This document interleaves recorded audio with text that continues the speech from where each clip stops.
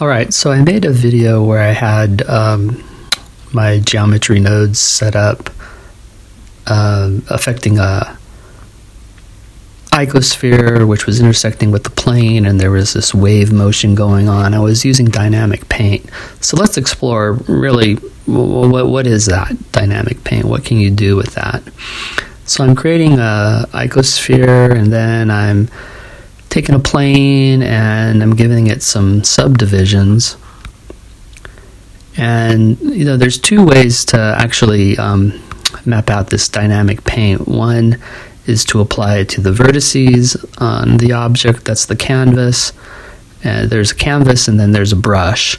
So here, the icosphere I'm going to say is the brush and the plane is the canvas. And you can either write out a series of images that have the information for the dynamic paint, or you can have that applied to the vertices. And so I'm going to show you both ways of how to view the data, and then, because that was one of the things that I was struggling with at the beginning when I was looking, is this, okay, I'm doing this, but aside from looking at displacements or waves, I couldn't see anything, what was going on. So it's a small thing, but it helps you visualize your data, and without knowing it, you don't know it. So here, there's two different ways: vertex or image sequence. If you do image sequence, you have to give it a path, give it a UV map to map it to, and then you can select roughness or wet map.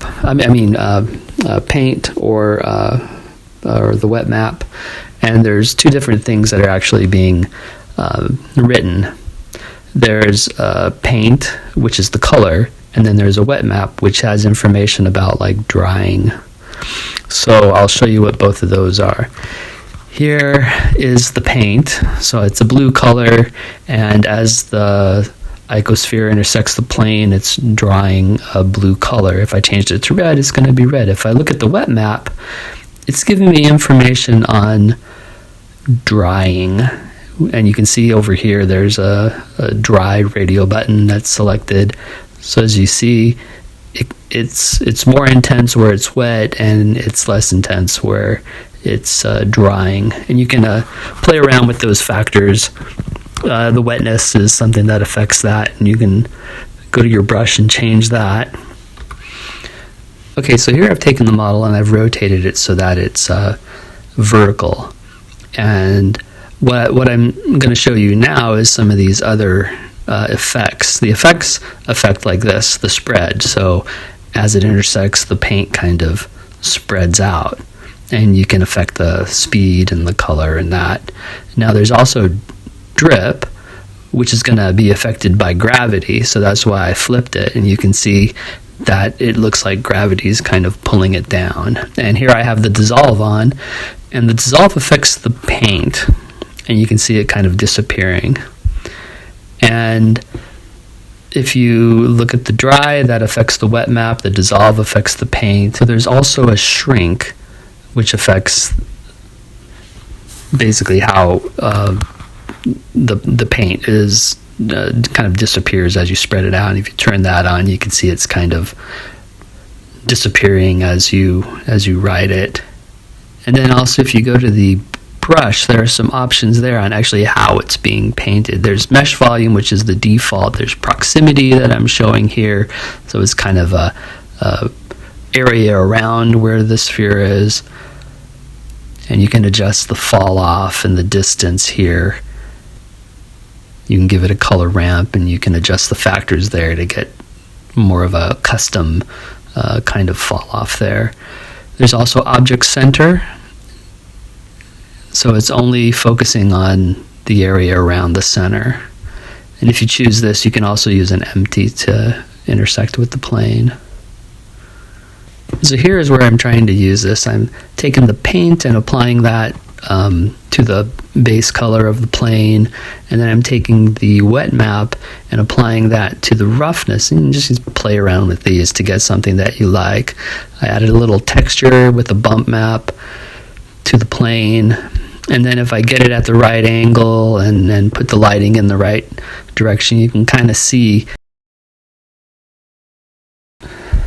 the paint is being painted onto the plane, but also there's a little bit of wetness that shows up in the roughness. So you can see it kind of drying as you're painting, which is kind of a neat effect. So if you choose displacement, you can actually cut through the plane and make a displacement kind of cutout from it, like you're tunneling. If you turn on the incremental, it builds up upon itself. If you cross over the same area, you can adjust the dissolve, which kind of makes it disappear as you're going through, like it's kind of like memory foam or something like that. And you can adjust the time scale on that, make it slow if you want, like the other buttons, they had a slow button.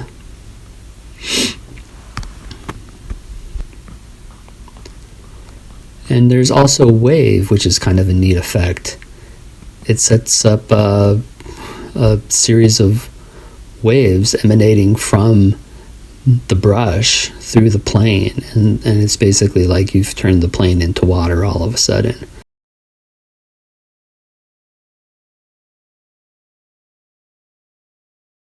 Now there's some options there as well. Right now you see it bouncing off the edges. You can turn that off if you click the open borders. There's time scale, there's damping and spring, which affect the degree to which the waves emanate, like how quickly they die off, and how sort of bouncy the water surface is. And then there's a smoothness, which is kind of a self-evident kind of option there. So that's basically it. There's a lot of neat effects under the dynamic paint. So if you play around with it, you can probably come up with something pretty cool.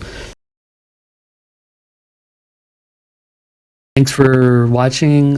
Please like or subscribe if you enjoyed this video and want to encourage me to do some more. I'm trying to keep these short. This one went a little longer than usual, but as you can see, dynamic paint is something that's a little different as far as the setup. So I just wanted to make sure that I touched upon the things that you need to do in order to kind of get it working for you. So, okay, that's it. Have a good one. Bye.